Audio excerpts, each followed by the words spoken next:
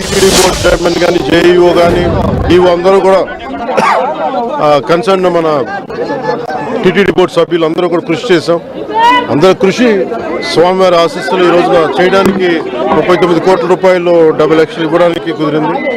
అలాగే భవిష్యత్తులో కూడా నా కోరిక స్వామివారి కొండగట్టు చుట్టూ గిరి ప్రదక్షిణ గురించి మన మంత్రి గారు అడిగారు. గిరి ప్రదక్షిణ కూడా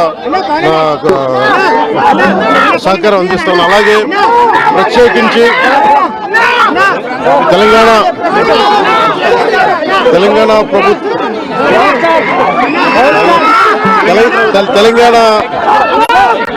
ప్రభుత్వానికి, ఉన్నతాధికారులందరికీ, ఈఓలందరికీ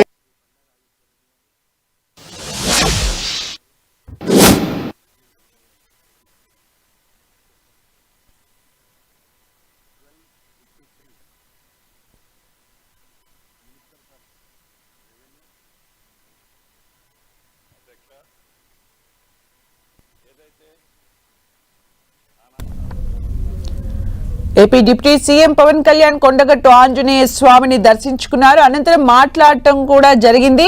అయితే ఆల్రెడీ ఇచ్చిన మాట మేరకు ఆ స్వామివారి ఆశీస్సులతో, టీటీడీ సహకారంతో ఈసారి అభివృద్ధి పనులకు శ్రీకారం చుట్టాను అని చెబుతూనే భవిష్యత్తులో తను అనుకున్న దాన్ని కూడా చెబుతూ ఉన్నారు. కొండగట్టు చుట్టూ గిరి ప్రదక్షిణకు సంబంధించి కూడా తన వంతు సాయం చేస్తాను అని మాట్లాడారు పవన్ కళ్యాణ్. అయితే పవన్ కళ్యాణ్ కొండగట్టు ఆంజనేయ స్వామికి సంబంధించి, అక్కడ సత్రాలకు సంబంధించి, అక్కడ మాల ధారణ, అలాగే మాలలను తీసేప్పుడు కూడా ఏర్పాట్లకు సంబంధించి కూడా మొత్తం 35 కోట్ల మేర అభివృద్ధి పనులకు ఈ రోజైతే శ్రీకారం చుట్టడం జరిగింది. అయితే ఈరోజు పౌర్ణమి కూడా ఉండటంతో అక్కడికి పెద్ద సంఖ్యలో భక్తులు చేరుకు ఉన్నారు.